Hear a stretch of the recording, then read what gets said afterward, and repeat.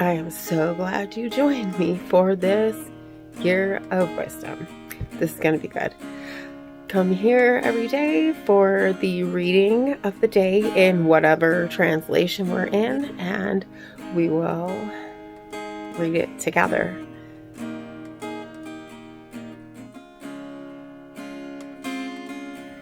Day 14. Job 15. Then Eliphaz the Temanite responded, "Should a wise man answer with windy knowledge and fill himself with the east wind? Should he argue with useless talk or with words which do not benefit? Indeed, you do away with reverence and hinder meditation before God. For your wrongdoing teaches your mouth, and you choose the language of the cunning. Your own mouth condemns you, and not I, and your own lips testify against you. Were you the first person to be born, or were you brought forth before the hills? Do you hear the secret discussion of God and limit wisdom to yourself? What do you know that we do not know? What do you understand that we do not? Both the gray-haired and the aged are among us, older than your father. Are the consolations of God too little for you, or the words spoken gently to you? Why does your heart take you away, and why do your eyes wink, that you can turn your spirit against God and produce such words from your mouth? What is man that he would be pure, or he who is born of a woman that he would be righteous? Behold, he has no trust in his holy ones, and the heavens are not pure in his sight. How much less is one who is detestable and corrupt, a person who drinks malice like water? I will tell you, listen to me, and what I have seen I will also declare. What wise people have told and have not concealed from their fathers, to whom alone the land was given and no stranger passed among them. The wicked person writhes in pain all his days, and the years reserved for the ruthless are numbered. Sounds of terror are in his ears. While he is at peace, the destroyer comes upon him. He does not believe that he will return from darkness, and he is destined for the sword. He wanders about for food, saying, "Where is it?" He knows that a day of darkness is at hand. Distress and anguish terrify him.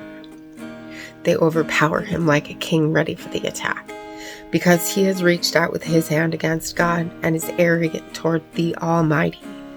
He rushes headlong at him with his massive shield, for he has covered his face with fat and put fat on his waist. He has lived in desolate cities, in houses no one would inhabit, which are destined to become ruins. He will not become rich, nor will his wealth endure, and his property will not stretch out on earth. He will not escape darkness.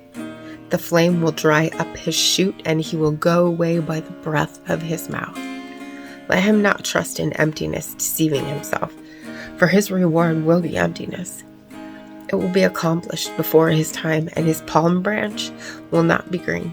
He will drop off his unripe grape like the vine, and will cast off his flower like the olive tree.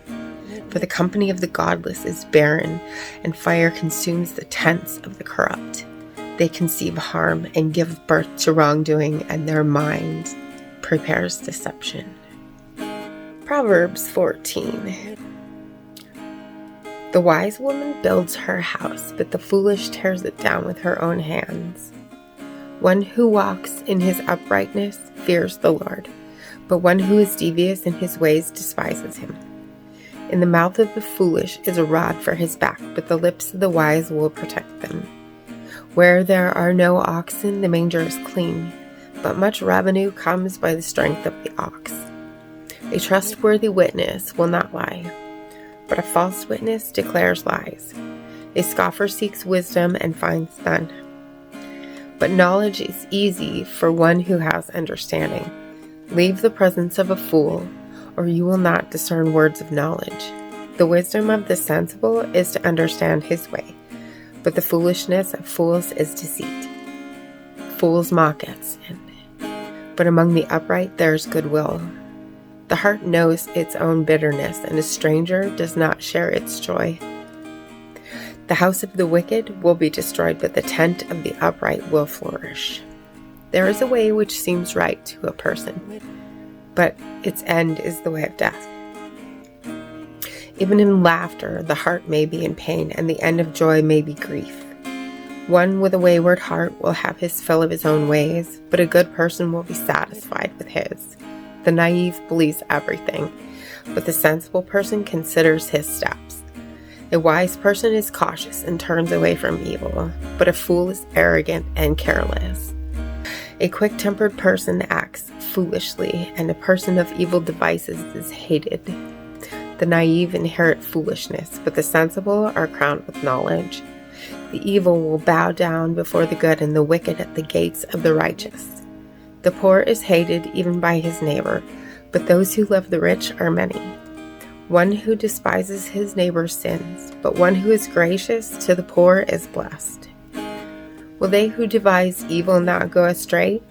But kindness and truth will be to those who devise good.